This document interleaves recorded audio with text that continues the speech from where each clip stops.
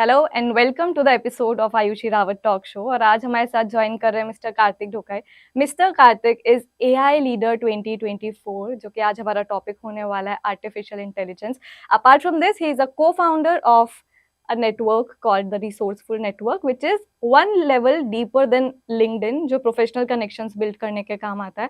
Apart from this, he has been one of the 40 under 40s by World Brand Affairs. So let's start the session with Mr. Karthik. Enough to be part of this Ayushi Rawat talk show, as I've heard a lot about you. So thank you so much for inviting me as well. Fortunate enough that I have been a twice a direct speaker plus Yeah. speaker for more than 10 plus agile conferences Oh, you are across the such an globe. inspiration. Yeah, and awarded as 40 under 40 from World Brand Affairs plus AI Leader of India 2024. Yeah, when I read that, it was From so Business Tourism inspirational. itself. Yeah, so it's a long journey short. Like have been putting hard works and fortunately enough to able to get some things rolled out on my sleeves. So thank you so much for being Many, part. many congratulations Thank on you. that.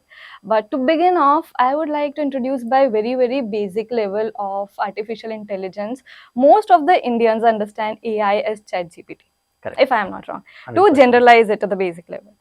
सब लोग chat GPT तक ही, सब तो नहीं but mostly population chat GPT तक limited है. और हम जब चैट जीपीटी से कुछ भी एक्सपेक्ट करते हैं तो we give the software an input which is called a prompt. Now you teach me what is a good prompt and what is a bad prompt. Okay, so see, why people think ChatGPT, I would probably love to answer that first, right? As everyone have started their journey, right? So ChatGPT got an early mover advantage. We have ample number of LLMs other than ChatGPT as well, right? Which we have DeepSeek, we have Claude, we have Gemini. So there are ample number of LLMs which would give some results the way you give an insights towards it, right? But if I wanted to see what is a good prompt and a bad prompt, right? So it's all about, for an example, we go in a restaurants, right? And you say that you wanted to order some cuisine from the Punjabi. So when you say order Punjabi food, right?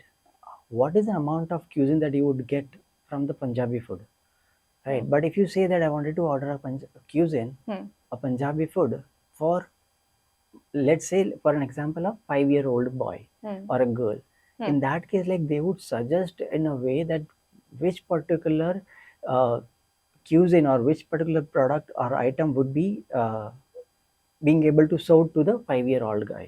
So that is what the difference is, that you have to mention to the LLM that exactly what you need, right? And based on that, it would give you the differentiators, right? So you have to make an LLM understand that what exactly you are looking out at. So if you are looking out for a food or a food item for your 5-year-old or for a 5-year boy or a girl, in that case they would probably give you an item which they are serving for this particular age group of the people, right? Which would be not be that spicy, not salty, not so sweet, right? As compared to the item that can be served to an adults.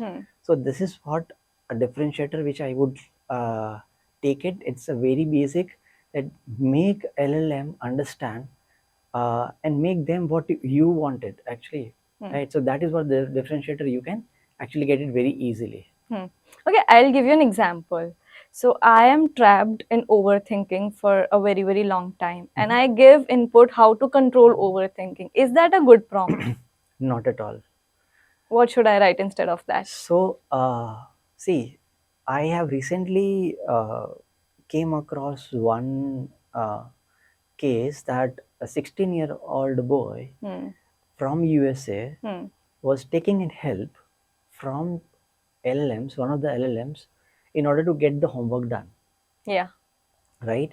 But at one point of time, he started asking a question that how should I actually hide certain things from my parents? And which lead to a conversation that boy have started asking questions on how can actually he suicide.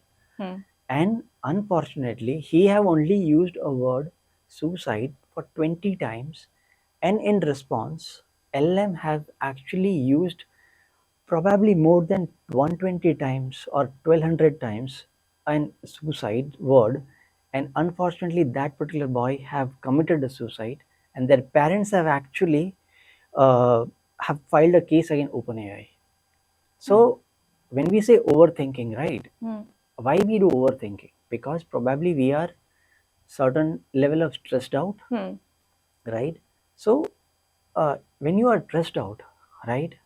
The basic therapy, and when probably I was a kid, I have never understood what is stressed out, because my parents used to, probably when I'm not feeling well, you or me probably would have got a slap from the parents, and we were okay.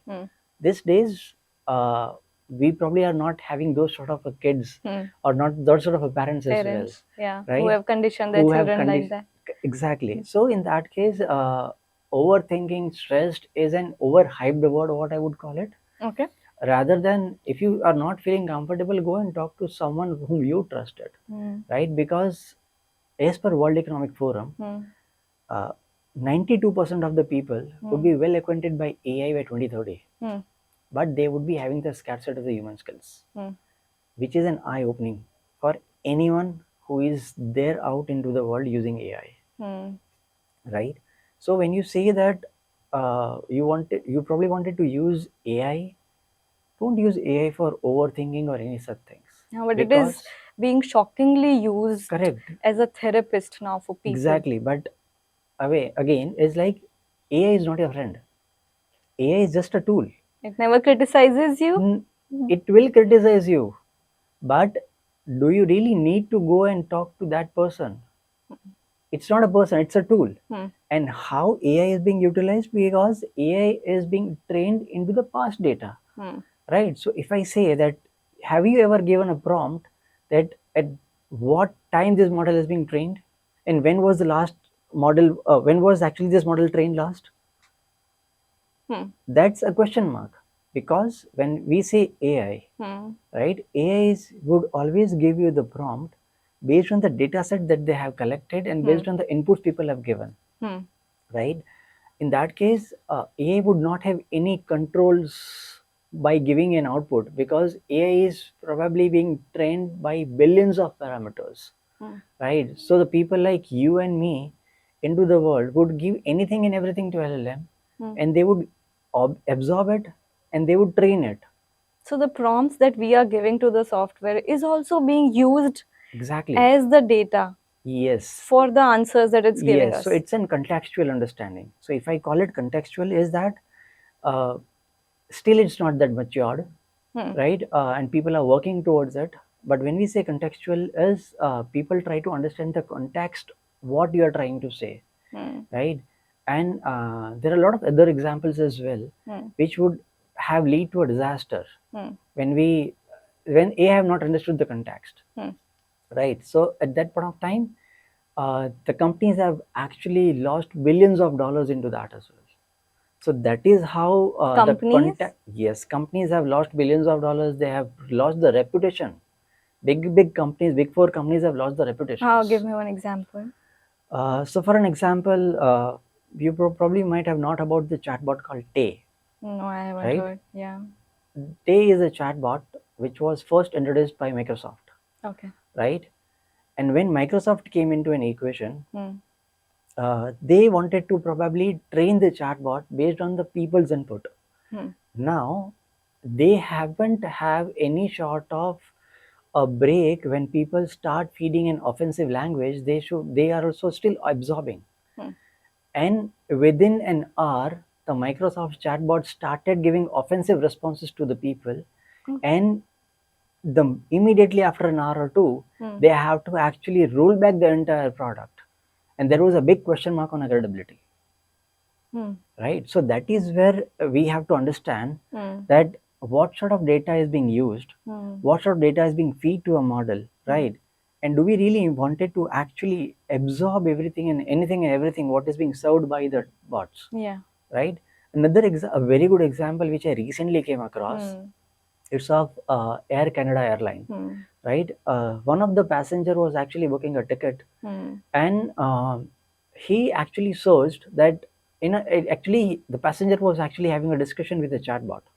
Right? Now they have actually asked that, can I get a ticket refund if there is any loss in my family, Hmm. right? So it's a grievance sort of a thing. And the chatbot responded that yes, they can actually claim the refunds. Now, when actually it happened, because the passenger's grandmom was not feeling well, and unfortunately she passed away, and at that point of time the passenger have claimed the refund, and the airline have denied that. But after that, what happened, that passenger have claimed, they've actually done a case into the court, and actually Air Canada has to pay some amount, X amount, to that passenger for not actually getting the claim done. Right? So if we are not training the data, right, probably in a right fashion, or the model in a right, if you're not training the model into a right fashion, in that case, like, there is always a high chance that we might come across an unexpected result, right, which we have never thought of it. As a So, company. as a company, as a person, as an individual. So that guy, a small kid, 16-year-old kid, was actually taking in help, right? And he never knew that probably, or their his parents never knew that probably he would be using and ChatGPT to a level where he can go and commit a suicide. Of course. Right? And it's very sad news for every single one of us, that how can we control that sort of a thing? Because if that happened to one kid, it can happen to ample number of kids as well. Right? And unfortunately, that's not a good sign. So we have to take hold that how to use AI responsibly and ethically. So in this whole process of taking counseling services from ChatGPT, we are voluntarily giving our private data, our personal incidences and experiences to the software, to Correct. the ChatGPT. Now, does it pose any threat to us in terms of privacy issues we can encounter potentially? See, to be very honest, your data is already parked on internet, right? Yeah. So it's already there, whether you Okay. give it or not. All right. Let's be very clear. If anyone says my data is not there, there are a lot of tools available out which has the cell phone numbers of all the CXOs. You name the company and you'll have it. Oh. Right? But probably they would have changed the number after that. Because of late I have been started using Apollo.ai as a tool, right, for my sales point of view. So in that case, what would happen is that Apollo.io, and there is an contact out as a platform. So those sort of tools have numbers of anyone and everyone, right? So the data is already out. So let's be very clear that no data is being secured. Now you have to utilize, or you have to probably have the manual intervention where you feel that there is a loss which you cannot bear. So what sort of loss which you cannot bear? One is financial loss. Anyone and everyone into this world under the sky cannot bear the loss until and unless they are super rich, have $1 billion as an assets, and in company already said they don't have to worry. But if you have a manual intervention, suppose for an example, if you say that there is an automatic transaction going on, right? So for an example, there is in LinkedIn as well, there is an automation framework that you can act. If you buy in LinkedIn Premium, your account would be debited at X date, right, at every month. But if you say that, okay, I have to do the manual intervention, then probably you are saved. Correct? So having a privacy for that particular thing is like, it is up to us that what level of data that we don't have to serve to the ChatGPT. Are we in control of that? Do we have any control over that? To be honest, till some extent, yes, we do have the controls, right? It's about what exactly you want it from that, right? So suppose if I wanted to give you an example, that I wanted to hide certain level of numbers, or if my cell phone number is now what I'm using the cell phone number, right? If I change it, right, and if I keep it private, till what time I would be keeping it private again? Because what are the private data, Private data is something like cell phone number, which is private of yours, right? Bank account numbers, but you have to utilize somewhere. And unfortunately, people are still probably floating it out as per their need and conveniences. So it should be there, a centralized somewhere, that it should not be parked anywhere, and it should not be floated to anywhere, right? We call it that US has a governance, a strong governance, but their SSN number is also floated out, right? So to be honest, you have to have the manual intervention and everyday check. I just wanted to give you one example for that as well. Last year I went to Mumbai in a conference, and I met an director of one of the biggest fintech company, and I asked that person that how can we actually make sure that our money is safe, because I came across one fraud case which was 5-6 years back, if I remember correctly. There was one guy from India who was actually deducting 10 paisa every day from 10 crore accounts. Imagine that, will you be in position to actually keep an eye that your 10 paisa is being deducted? We, unfortunately, we would not be having that sort of a detailed number information for us, for our account as well. Even if we would be having, probably we would be just ignoring it because it doesn't matter to us much. Because 10 paisa, right? Yeah. So imagine that, even if you think that 10 paisa every day, right? So it's like 3 rupees in a month, right? So imagine that you are completely fine because you are doing a lot of transaction every day. 3 rupees would get neglected, but that person have made crores, of course, right? And what director told me of that fintech company is that, sir, you have to keep an eye on your account, right? What best we can do is, like, the larger portion of your money is safe. This is the utmost level of safety there. Exactly. So this is what I got an answer, right? So even if we try, right, it's, see, the one actually who wanted a shortcut to make it begin to the life, they'll do it, right? Now it is up to them that till what extent they are doing it, and they will get caught one day, that is for sure. And that person got caught after 5 years, right? But imagine the level of money that he have gathered. He was already a millionaire. He's already a millionaire. Yeah. Right? So till some extent we have the controls, but to be very honest, we don't have much of a controls as of now, right? What we can do is, like, we have to have the manual checks for the important information or important things which is near and dear to us, right? So that is what the best what we can do as of now. Other than that, we probably cannot help it. So the point that I'm trying to make is, the person that we were talking about, the boy who committed suicide and who wrote 20 times suicide in a prompt, he must have been, written his emotional experiences also in the prompt. Correct. Right? So those emotional experiences that one is actually experiencing or witnessing in his or her life are also with the ChatGPT. That is correct. Yeah. Is it also being a threat to us? Are these things being recorded? Everything is recorded.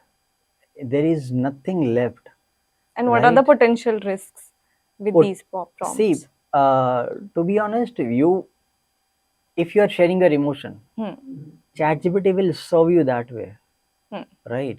So risk is like how much you are involved in taking an output or in suggestions given by that particular tools, right? It is up to us. So I'll just give you one example. While I'm writing and drafting an emails, right, I always take a basic level of help as well if it is required, because I'm writing an email to CXOs, right? It has to be of top notch, which has to be non-negotiable, and people cannot ignore it, right? And fortunately, I can say that I first do my homework by going through the profiles of CXOs and then draft an email. But I give my own version of email drafting to GPT and ask GPT or any LLM model to polish it.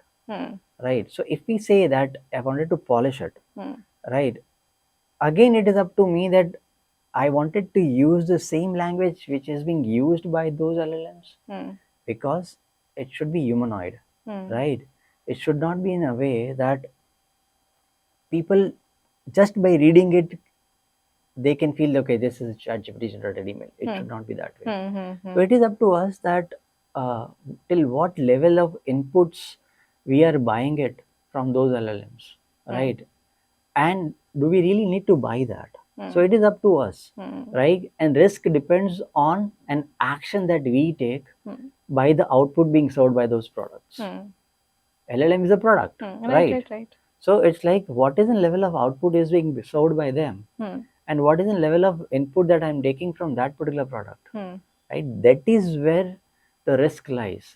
The boy actually have served all the emotions, and on top of it, I just wanted to share and that incident that a chat GPT have also drafted a suicide note for that guy. Oh, yes, it would. After all, it is a robot. So it's like, imagine the level of automation being done, Yeah. and the emotions has been curved on this, right? So it's a contextual training, generative AI, right? So that is where most of the things would happen when you start absorbing the things being served by other people. So see, it's like, if you and me are a friend, right? And if I tell you that, Ayushi, probably this is not the best way to do it, you might buy it till some extent. But if I say, Ayushi, probably you are not the best person to do podcast, will you buy it? You'll neglect it, right? Because you have done ample number of podcasts, and you know how good you are at that. So it's like that. If you are not buying from a person, why are you buying from a chatbot? Yes. So that is where people have to understand psychology. That if I am not actually listening to a person who is sitting next to me, should I really listen to should a chatbot which is being trained by the universe of the data? Yeah. Right. So it's we have to understand, and everything is into our hand only. Risk is into our hand till certain extent, right? That if we are absorbing everything, we are at risk. If you are taking what we wanted to take, we are safe. Okay, now let's focus on the benefits of artificial intelligence as a technological step. Now, I'm giving you two jobs, two work profiles. One is of a sales manager, maybe a 40, 50-year-old sales manager into middle management of any company, and of any tier 2 city. So what can be the upsides of using AI for him, and how should he start familiarizing himself to the AI? Wonderful. So when we say sales manager, right, and AI tools, so if I list down a high level task of a sales manager, right, what they have to do is, like, they have to probably scrap the data, ICP mapping, drafting an email, preparing a presentation, right, and doing some research from the document which is being shared by the customers. So this is, as I'm being an IT, I can high level think of this particular task which can outline, right? Now imagine that that particular person is not well acquainted with AI. That guy can still do it, but the amount of time in order to do everything would be probably not less than a week, right? But the moment you start doing and using AI, right, with the help of certain tools which we have out into the market. So if I say that ICP mapping, Apollo.ai is a tool which probably you can do it very easily. We have call out, right? So ICP mapping and scrapping part is being done with this sort of a tools. Now I say writing an email, right? So writing an email is something we can always write it using a profile, right? And there is an also Chrome extension called Letty, Letty, right? Which would help you to give you the response based on the discussion that you have already done in the past, because they would remember all, or they could recall all our conversations and draft a response for you. And you can also write an email with the help of that, a new email as well, by giving a profile and by giving certain level of prompts that write an email, right, for a company, the CXO of a design company, where they can help us to get some sponsorship, right, from the market, from their customers. Then they would actually write it nicely. Now you give a prompt that help me to draft an email, right, which also help them to understand that what is an ROI that they would be getting it by investing X amount. They would be drafting an email accordingly with the numbers. Okay. Right? If you say that help me to draft an email by giving me the numbers that they have spent in last financial year into marketing and branding against the investment that they would be doing it into this particular XYZ thing, right, and the ROI that they would be getting it. So they would draft it accordingly. So there are wonderful things that can be done with the help of an AI. If imagine that that particular sales guy has to do a research on the financial year spent by X company on branding and marketing. It would take years. Years, of course. Right? But with this prompt, you can get the data immediately. And which is an eye catchy for someone as well. Right? So it depends that at what level you are comfortable with using an AI tools. Now I talk about presentation. Right? So presentation being is like presentation.ai. Okay. It's a wonderful tool to use, right? Makes PPTs. It PPTs.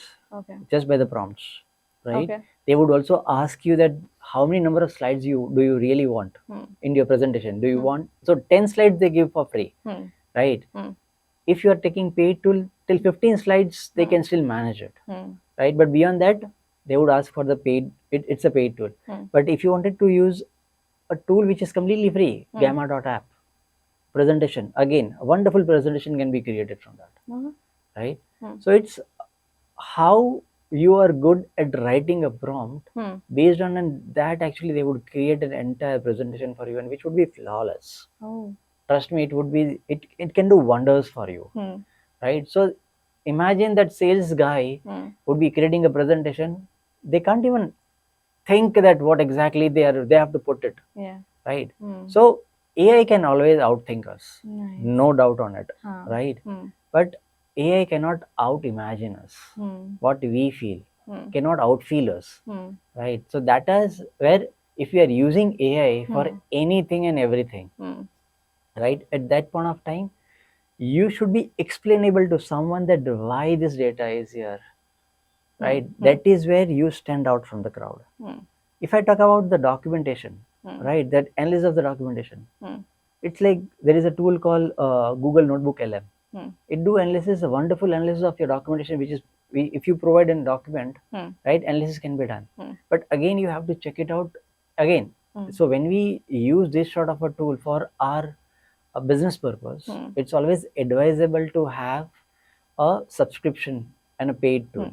And the reason for that is because your data is not being served completely into the market, right? It's not completely free, because if you actually give a documentation which is being served by a client, and if you put it into LLM, and it would be floated out. But if you have the paid tool, right, it's still into your vicinity.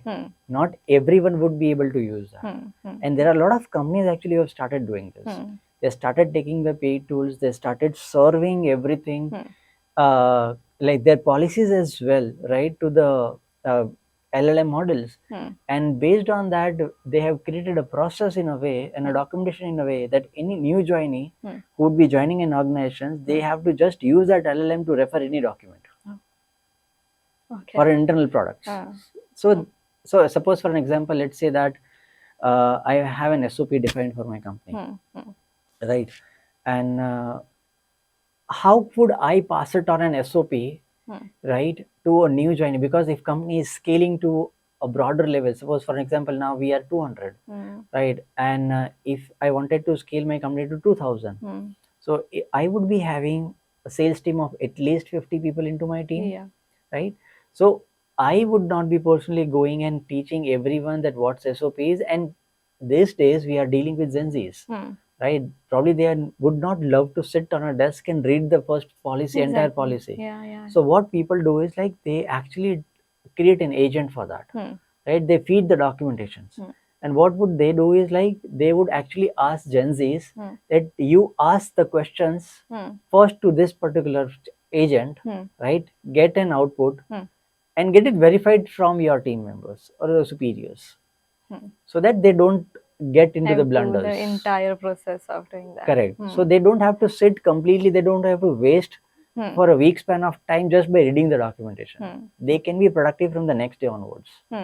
But it's a cost to a company. Yeah. So it is up to us that till what level actually we wanted to be utilize an AI, right? So sales guy, in a nutshell, would be in position to do a much better job, right? If he or she is an AI literate, right? And he or she can actually increase the productivity, their efficiency, and the effectiveness of work that they are doing, and you will see the difference in the outcome.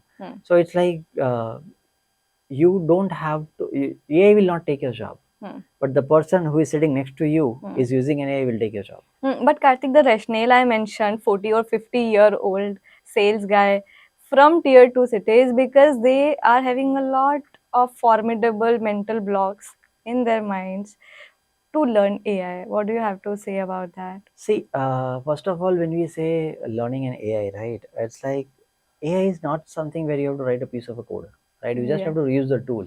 Yeah. Now, see, if I can recall a start of an IT industry in India, we started with BPO, right?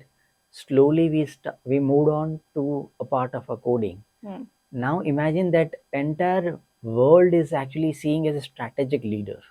So that's a shift, a mindset shift actually that happened. It's a very good thing. Earlier people used to take it, and Indians are only doers directed people. Now they are ready to take in inputs from the Indians as well, right? So it's a competitive market. Now when we say that we have a roadblocks, right? Obviously anyone and everyone under the sky having a black hair on a head, right, would be having certain level of restrictions, be it personal or professional. Challenges are part and parcel of our life, right? But that doesn't give us a leverage to shy away and learn new things. Of course. Because imagine that when Excel came into an equation, every bank guys, an accountant felt that my job would be lost, right? Yeah. Now, that is not the case, right? Excel actually empowered everyone to do the calculation very quickly. So it's up to us that how we wanted to probably be into a pace where we are in demand as well. And that's where I feel that when you wanted to be in demand, right, the person who plays sports will never give up easily. Of course. Right? And the reason behind the reason why I gave a sport, because I'm an athlete, and I always admire people who are hard workers, right? People always say smart works always is taking a leap, but I feel smart work only would come into an equation when you have done the hard work. Of course. Right? I do agree. So in that case, imagine the Virat Kohli, right? Djokovic, Roger Federer. These are top athletes, right? These are the people actually who have actually practiced harder, right? So it's, you have to decide that you have to be a person who really wanted to hard work only when it is required and when people are watching, or it's up to us that you have to be a person who wants to do hard work even when people are not watching. So when we say Usain Bolt actually took only 7 seconds to complete 100 meters, but Usain Bolt mentioned that he took 2 years to reduce the 2 seconds. That is an amount of hard work that they have put. That goes into that. So mindset is something which you have to get it trained first. You have to accept it that yes, I want to be into this race. True. Right? Until unless I have the financial freedom, I would opt not to do it. So I would do it, but it's like the people who don't want to be into the race, people will say that okay, I have the financial freedom, I'll not opt to do it. Right? So it is up to us that what is the level of liability do you have on your head. Right? The moment we have the liabilities, So there are two sort of people who would run. One, people would run with the liability. One, people will run with the purpose. Right? So it is up to us that where we want. Only these two people will run. Yeah. If you don't have the purpose, if you don't have a liability, you'll be sitting idle. Because, and there is a very good case actually I came across. There was an entrepreneur from Bangalore who have built a company and who sold a company into probably $50 million or more than that. Right? And he have conveyed on internet, on LinkedIn, that I don't know what to do now because I don't have any liabilities on my head, and I don't know what to do. So the purpose is not there with that guy, and he has enough money that he can probably, his next two generation can still survive. Of course. Right? So that is where only 2% will be running into this world. One is with the person with liability, and one is the person with a purpose. So the person who wanted to be into a race, either they have to have the liability or either they have to purpose. Have to have a purpose. Agreed. Okay, sales was still some kind of an operational job, but let's take a job with more creative freedom. Let's say artists or painters or singers. And these days, the world is floated with AI generated images and paintings and those multiverse art pieces that have been sold for millions of dollars earlier. So, are artists going to lose their job in the way? Not at all. And what is it that is still going to make them relevant for the longer term? So again, can any tool actually record this podcast? Probably yes. Yes. Yeah. But can that tool fuel and emotions which Ayushi is fueling as of now? Can't they? Exactly, right? So it's like, I am asking, can't they? Because AI. No, they cannot, right? Because Ayushi has her own stature and but they control. can show AI generated videos and AI generated They can show images. AI generated videos. They can show AI generated everything. But the human touch, right? So for an example, if I just wanted to give you an example, can AI tool? I know a tool called Suno.ai. It's a tool, right, which produces music for you. They can write a song for you. They can do everything. But can they replace A.R. Rahman music? Can they replace Amit Trivedi music? Okay. Right? Because it's a music which is being created by understanding the movie, by understanding the scenes, by understanding the context of the entire storyline. All right, now I right. So I can recall it. I am very sure you would have heard about Sanjay Leela Bhansali, right? So when Sanjay Leela Bhansali actually create a movie, why it is so hit? Because intricacies. Yeah, because no, it's like what I feel is that he fuels a lot of emotions into it, right? That people, it touched to the people. Ram Leela was a movie which is being created by Sanjay Leela Bhansali, right? So if those sort of movies being created, right, and the music, if you see, I don't feel any tool can do this job, because it's an emotions. And why any tool cannot do it is because the only purpose is tool is being fed by billions of data, right? They don't know the context, they don't know the entire storyline, right? They can still take a basic level of help from any tool. Can't we give the storyline and rest of the context to the tools? You can give it, but again, imagine that you are giving a storyline as well, right? Will tool interpret the same way that you wanted to interpret? Okay. Because tool might get offensive, but you really don't want it to be offensive. When you are creating a movie, when you wanted to actually hit 100 crore club, when you are producing a movie, right? In that case, what would happen is that you will actually take sentiments of the people into an equation, not only to the region that you are serving, but pan India, across the globe, right? But probably tool will not think that they should not be offensive. If tool can think that they cannot be offensive, the 16-year-old guy would have not committed suicide. Okay, then what would be the 3 skills that you would suggest to keep ourselves relevant in the job market? Okay. So when we say 3 skills, right? First is creativity, for sure, not going anywhere, because drafting an email is also a creative, right? Because whenever we say What do you that, mean by creativity? Just break down it simply. so creativity is which is your own authenticity, right? Okay. And So the email should look like it has been written by you and not the correct, tool. Okay. correct. So I'll just give you an example that I was actually writing an email, right? And I was taking help of Leti, the tool which I mentioned earlier, LETTY. It's a very good tool actually, which would help you to draft an email very nicely, right? When you say the quick response, when you there is a button called quick response. When you click on that, they'll start thinking, I'll draft an email based on reading all the emails which is being already done is there into a conversation, right? So what would happen is that when you start drafting an email, right? I always start my email by hi, hello, person, or a dear and person name.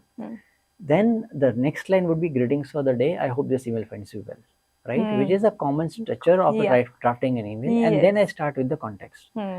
But any tool will not write greetings for the day. I hope this email finds you well. So here I'm giving an human touch itself. Now imagine that I am drafting an email, right? And where I came across an achievement of yours, right? In that case, I would draft an achievement of yours. I would congratulate you on those achievements in an email so that you feel personalized. Yeah.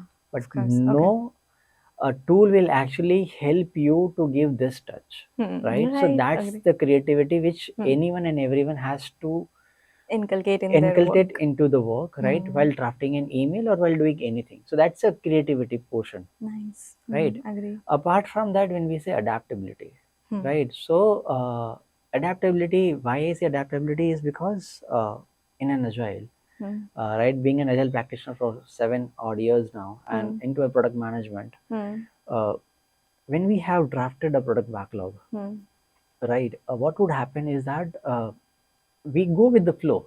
So if we have actually have an AI agent, right, where we have actually asked that, okay, you have to pick this particular work job, right, once this particular part is done, I'll pick that work job only.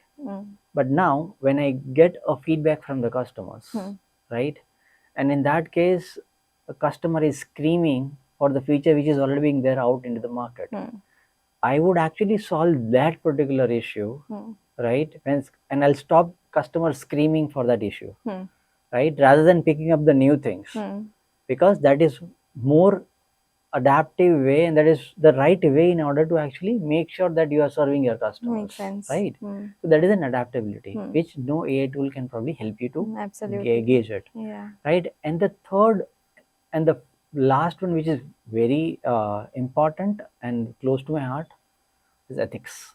Wow. Right? When we say ethics, it's very important for anyone and everyone who is being there out into this world, helping each other, right? Because if you are ethically correct, we would not have to shy away or we would not be running short of words as well, right? No AI tool will actually help you. And I'll give you a very good example which I read probably last week. I read a case that one lawyer actually feeded a wrong data, right, to a model, and that particular model gave a clean sheet to a criminal. That they actually say that, okay, this is not that person is not a criminal. So if we actually hand over a decision making To AI. to AI, Hmm. in that case, like we are done and dusted, Hmm. right? Hmm. That is where using AI Hmm. ethically and responsibly Hmm. is very much important for anyone and everyone. Hmm. Creativity, Hmm. adaptability, Adaptability and and ethic. ethics are the Hmm. three skills Hmm. which is not going anywhere, Nice. irrespective of the profession you are into, And easy to work on also. and easy to work on, Hmm. which you don't have to probably buy from anyone. Yeah, the best part of it. It's being there from since the childhood, Since childhood. Hmm. right? Hmm. It's because where you are born and raised, Hmm. right? Hmm. It's the parents thing which has been passed on to you. Hmm. So how much ethical you are, Hmm. how much creative, Hmm. and how much adaptive you are, right? Adaptive, probably it again based on the situation, probably it would get vary, Hmm. but creativity and ethics, which Hmm. I feel you carry from the hometown, Hmm. creativity still can work upon, Hmm. but ethics is something which is being served by your parents. Yeah. Okay, so to wrap it up, my final question to you would be the rise in AI, it is going to be highly probable for us to have increasing screen use. And increasing screen usage is related to shorter attention spans and getting more used to dopamine releases because of the trivial stuff that we are using, which again is leading to serious mental health disorders in youngsters as well. So, how can we take care of that portion? Correct. So when we say dopamine, right, it's a very good thing, because what recently I came across that whatever you see, right, model will serve you the same thing. Hmm. So if you are seeing offensive things, Hmm. the model will serve you that thing only, Hmm. right? And the reason for that is, suppose for an example, let's take it as an example. Uh, when I wanted to have a vacation, right? So AI will give, when I'm searching for a trips or a vacations or anything, then in that case the model will start serving me a beautiful curated vacation or trips that has been AI generated, Hmm. not by the humans, right? Or maybe someone would have the financial freedom, Hmm. or probably not having much of an carry baggage carried, right? Hmm. Those people probably can do those vacation sort of a thing. Hmm. But is it really needed? Hmm. And people would start questioning those things, Hmm. right? And this eventually would start losing or making the confidence lower of a person actually who is trying to search for those things, Hmm. right? Hmm. So the dopamine effect is at that level Hmm. that it actually make or break a person, Hmm. right? And suppose for an example, when we say that the the data feeded, right? Hmm. So if I'm very sure you would be doing some sort of shopping online, Of course. right? So imagine that you and your husband both are actually using the same account.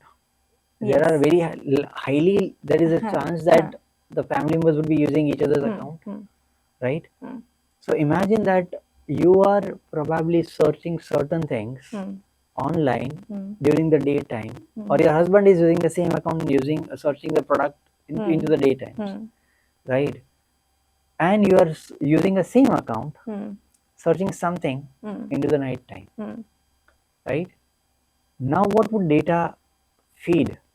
So data would actually feed you based on the timings, based on the inputs or the profile that you have created for that particular product, right? So if you have created a profile of yours in Myntra or Amazon, right, it would actually feed you only those things at those times only. So morning time you will find the products which you have searched in the morning time only, and in the night time you will find the products which is being used by you or which is being searched by you into the night times only. Right. So that's a dopamine effect, which is and it's like no one is going to the depth as well. Yeah. Right? It's a novelty. So when we say that when we are scrolling, right, we are more attracted towards novelty. but no one is interested in the depth of it, right?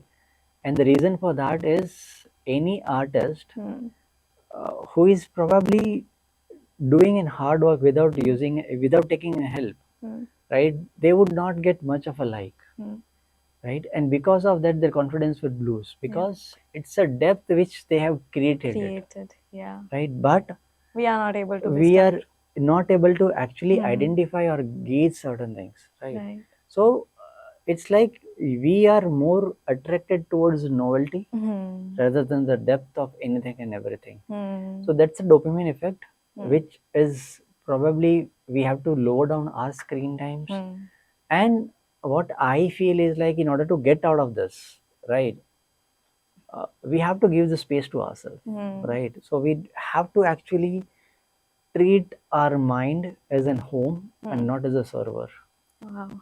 Right? Because when we say I wanted to treat my mind as a home, is that I have to be into that space where I should feel that it won't make any difference to me, irrespective of the people, what people think about me. Is that am I doing right thing to myself, and am I doing things which is not harmful to the society? Am I doing the things which makes my family proud? And if not proud, at least my family should not be shame about it, right? If that thing is there in top of your head, you are pretty much relaxed, right? And that's how actually you can easily get out of this dopamine. Because the moment we start getting into it, right, we start losing our own identity. And the moment we start losing our own identity, in that case, like we start living life of someone else, which makes us unhappy. Why people becomes unhappy is because if I see that okay, I wanted to live a life of probably having a Rolls Royce, I can earn that.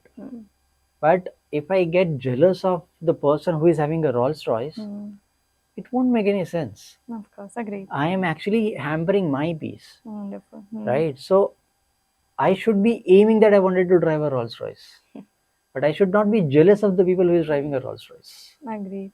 And that would only happen when you treat your mind as your home, Wow. right, and not a server.